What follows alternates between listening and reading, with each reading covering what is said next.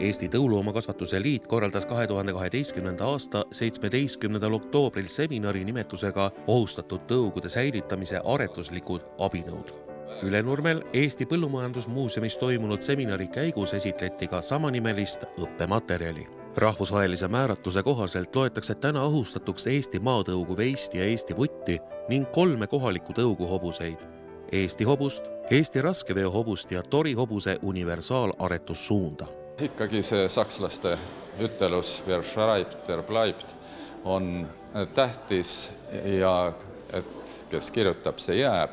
Ja ta on ikkagi ühe ajahetke vaade osaliselt tagasi, aga vaade ka ette, et kui noored inimesed hakkavad tegelema selle tõu säilitamisega, siis see on ikkagi lähtematerjal ja sealt on võimalik nii teoreetilisi kui praktilisi nõuandeid saada. Loomade geneetilise ressursi säilitamise motiivid võivad olla nii teaduslikud, majanduslikud kui sotsiaalkultuurilised. Samuti mõjutavad säilitamise prioriteetsust vajadus säilitada keskkonna mitmekesisust või tagada toiduohutust. Enamasti peetakse otsustamisel silmas kõiki loetletud tegureid. Eestis sätestab tõugude säilitamisega seonduva põllumajandusloomade aretuse seadus. Selles on sätestatud, et tõug või eristatav osa ühte tõugu kuuluvate loomade populatsioonist loetakse ohustatuks, kui aretuses kasutatavate emasloomade arv on alla 1000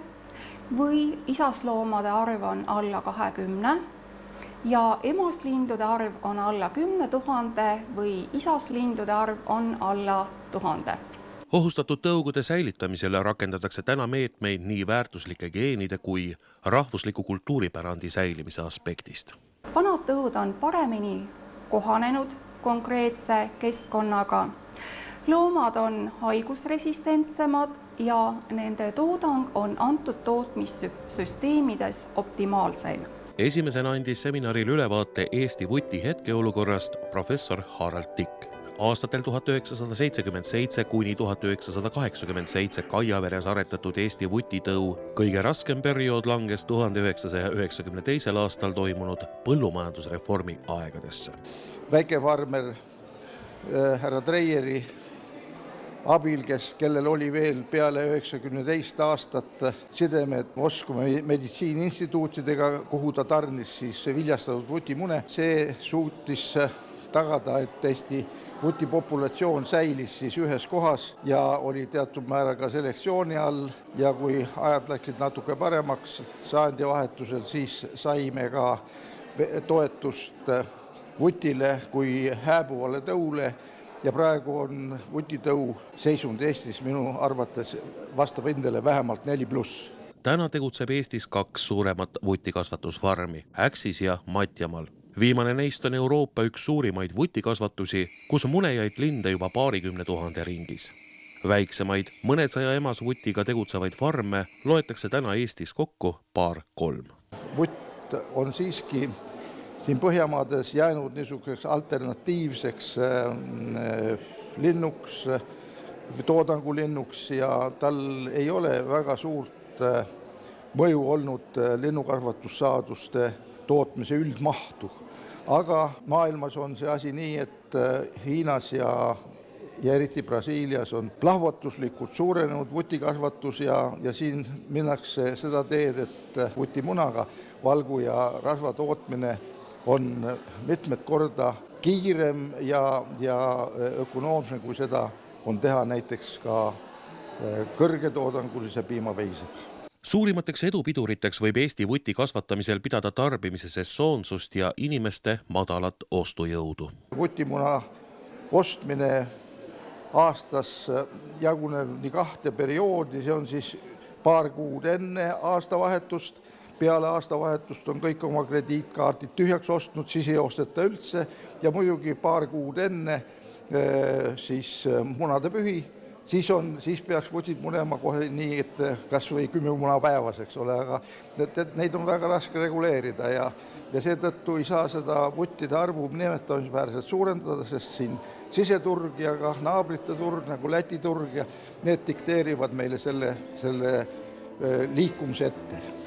Kohalikust aborigeensest karjast sajandite jooksul kujunenud Eesti maatõug on entusiastide toel nii poliitilistele kui majanduslikele vapustustele edukalt vastu pidanud ning sealjuures ka tõestanud, et suudab imporditud kommertstõugudega edukalt konkureerida. Seda seetõttu, et maatõul on parem tervis, pikem eluiga, kerge poegimine ja hea koostisega piim. Näiteks maatõugu veiste piima hea laapuvus tagaks kvaliteetsema juustude tootmise ning piima optimaalne rasva, valgu ja suhkrusisaldus annab joogipiimale ka hea maitse. Mina olen küll maakarjakasvatajate tulemustega rahul, kui arvestada, et tegemist on ikka väikesearvulise ohustatud tõuga ja tõufarmide 27 tõufarmi keskmine on juba 5500, siis see on väga hea tulemus, mida tõesti tuleb kiita. Kuid Eesti maatõu edasise käekäigu ja arvukuse määravad järeltulevate põlvede eelistused ja otsused. Kas nemad tahavad oma vanemate või vanavanemate tööd nagu jätkata?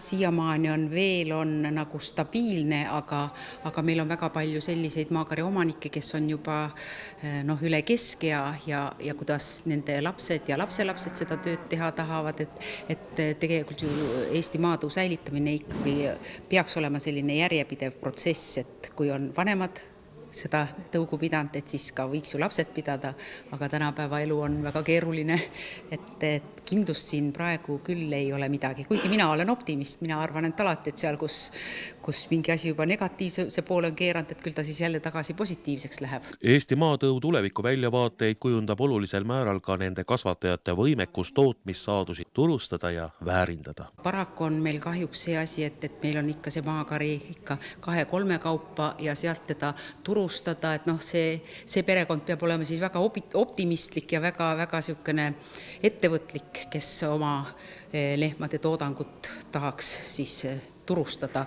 Aga eks tegelikult terve Euroopa Liit läheb sinna poole, et ikka rohkem seda kodumaist ja rohkem mahetoodet tarbida, sest et nagu on ju näha, et mitte ainult välismaal, vaid ka meil suureneb järjest allergikute arv, et sellistele inimestele on kindlasti vaja oma kodumaist ja puhast toitu. Kui aasta tagasi oli maakarjakasvatajate seltsis suurimaks mureks kasvatajate passiivsus jõudluskontrollis osalemisel, siis tänavu suunab seltsi tegemisi kõige enam uue säilitusprogrammi ja aretusprogrammi koostamine, mis tuleb veel selle aasta lõpus vastu võtta.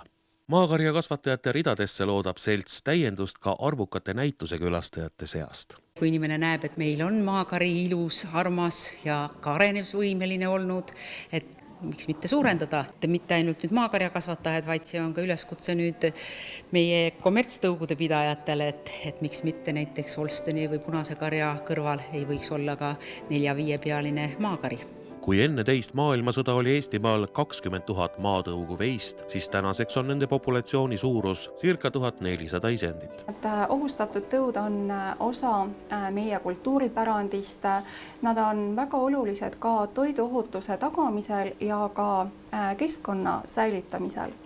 Ning me kõik oma igapäevaelus saame kaasa aidata tarbijatena ohustatud tõugude säilitamisele, kui me tarvitame näiteks produkte, mis on valmistatud nende tõugude poolt antavast toodangust või pidades silmas näiteks hobuseid.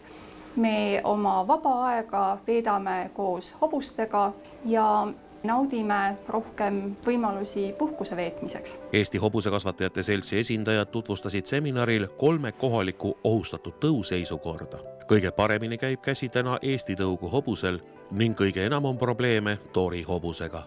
Eesti hobuseid on juba üle 2000 jõudsalt, arvukus enam-vähem suureneb ja nende puhul on pigem küsimus, et kuidas neid Eesti hobuseid tulevikus ka rakendada ja kuidas leida Eesti hobusele laiemat kasutusvaldkondi. Eesti raskeveehobune jätkuvalt üle 300 hobuse küll, aga jätkuvalt ligilähedane ikkagi oma populatsiooniga kriitilise populatsiooni suunas ja Eesti raskehobust aitavad ja toetavad kindlasti aktiivsed kasvatajad, et kõige rohkem on seal sellist huvi ja tõug on laienenud üle Eesti. Kuid kahjuks kõige rohkem probleeme on torihobustega, torihobuse tõuramatu universaalse ossa kantud hobuseid on Kuigi arvuliselt ligi 700, siis aretuses on neid siiski väga vähe, kui meil sünnib 30-40 varssa. See on kriitiline varssade sündimise arv ja loodame, et viimasel aastal nüüd toimub ka pööret, kuigi praegu oleme situatsioonis, kus olukord säilitus- ja aretusprogrammide täitmise osas on etteheited Veterinaar- ja Toiduametil Eesti Hobusekasvatajate Seltsile ja tuleb programmid uuesti esitada koos muudatustega ning loodame, et olukord laheneb, et ei jätkuks situatsioon, kus torihobuse tõuraamatu pidamine on peatatud. Hobusekasvatajate hinnangul on tekkinud probleemi taga pigem inimlikud ambitsioonid kui tõuaretuslikud argumendid. Selle aasta veebruaris, kui seltsi ettepanek oli moodustada torihobuse komisjon ja leida siis selline konsensus erinevate asutuste vahelise koostööna, et oleks haaratud ministeerium, Maaülikool, aretajad, ka aretajad, kes soovivad veidi teistmoodi kasvatada torihobust, et kõikide arvamust küsitakse, sellele öeldi ei peetud vajalikuks, moodustati ajutine torihobuse komisjon, mis vastas siis ettekirjutatud küsimustele. Töö oli nii-öelda avalikkusele mitte suunatud, aretusprogrammi komisjoni liikmetele ei antud, hobuseid lihtsalt vaadati üle. Et juba see protsess on kergelt öeldes nagu õõvastav, et aretustöös sellist tegevust ei peaks toimuma. Aga VTA peadirektor Ago Pärtel langetas 4. juunil otsuse, et torihobuste tõuraamatus on uus aretussuund, torihobune vanatori suund ning meil oli võimalus seejärel tutvuda meile saadetud aretusprogrammiga ja vastavalt põllumajandusloomade aretusseadusele me leiame, et tunnustatud aretusprogramm on vastuolus originaaldõuraamatu aretus- ja säilitusprogrammiga toritõugu hobustele. Oma otsusega seadis riik seega kahtluse alla ka kriteeriumid, mida ohustatud tõugude kaitsmisel üldiselt arvestatakse. Ja enamasti võetakse aluseks siis emasloomade arv selles tõuspopulatsioonis ja ohustatud tõugudeks loetakse, kui siis suurloomadel, hobustel, veistel on emasloomi alla 1000. Juba kriitiliseks loetakse, kui emasloomade arv langeb 100-ni ja see on päris arusaadav, et see on suur probleem ja see väike suund, mis nüüd taheti eristada, ongi alla 100, nii et meelega tunnustame kriitilise kogumi olemasolu Eestis ja peame seda õigeks. Ohustatud tõugude seminari päeval oli torihobuse saatus veel Tallinna halduskohtu vaagida. Mõni päev enne halduskohtu istungit peatas Veterinaar- ja Toiduamet Eesti Hobusekasvatajate Seltsi tunnustuse torihobuse tõuraamatu pidamiseks. Kuid 1. novembril välja kuulutatud otsusega luges kohus õigustühiseks riigipoolse jõudemonstratsioonina mõjunud Veterinaar- ja Toiduameti otsuse, mis lubas poolitada torihobuse tõuraamatu pidamise. Kuid ka Eesti hobuse ja Eesti raskeveohobuse edendamisega käib tõsine töö. Eesti raskeveohobuseid tutvustatakse nii näitustel kui arvukatel hobupäevadel. Mõnevõrra võiksid raskeveokasvatajad veel rohkem oma hobustega nii-öelda tööülesandeid tulla täitma, et me tahame juba väga aktiivselt osaleda näitustel ja see, et kui meil 10 aastat tagasi oli 1 või 2 mära noorhobuste näitusel, siis nüüd on 6 või 7 või 8 ja käib tõsine konkurents ja igaüks tahaks parim olla. Eesti tõugu hobuse varssade sünd saavutas haripunkti 2008. aastal, mil tuli ilmale pea 100 varssa. Tänaseks on tasakaal leitud ja Eesti Hobusekasvatajate Seltsi soov on, et Eesti hobune leiaks rohkem kasutusvaldkondi.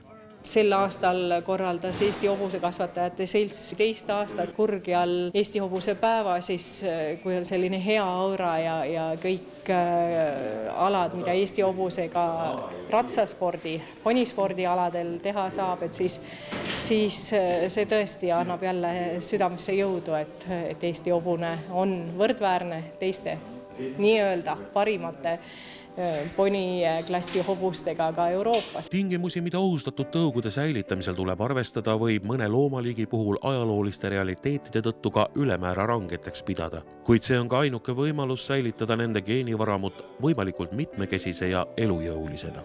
Selleks, et tõugu kanda ohustatud tõugude loetellu, peab see tõug olema ajalooliselt Eesti päritolu.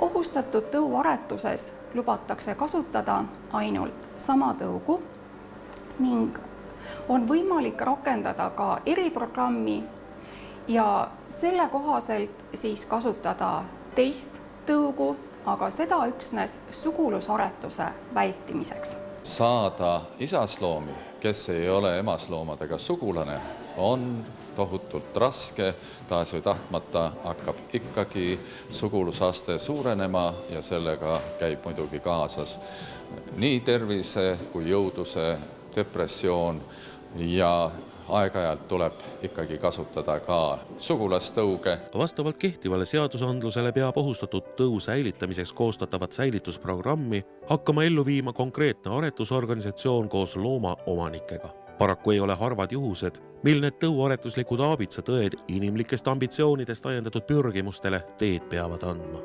Ning kannatajaks pooleks on sellistel juhtudel enamasti ikka loomad. Kõigepealt peab olema süsteem, siis selle järel organisatsioon ja inimesed.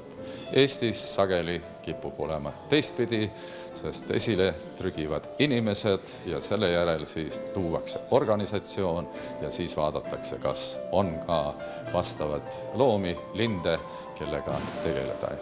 Eesti loomapidajate ja aretusorganisatsioonide koostöö kvaliteedist kõnelevad ka ohustatuks nimetatud tõugude säilitamiseks koostatavad ja ellu rakendatavad säilitusprogrammid, mis annavad näiteks Rahvusvahelise Põllumajandus- ja Toiduameti määratluse kohaselt aluse raamatukeses käsitletud tõuge ohustatud säilitatavateks nimetada.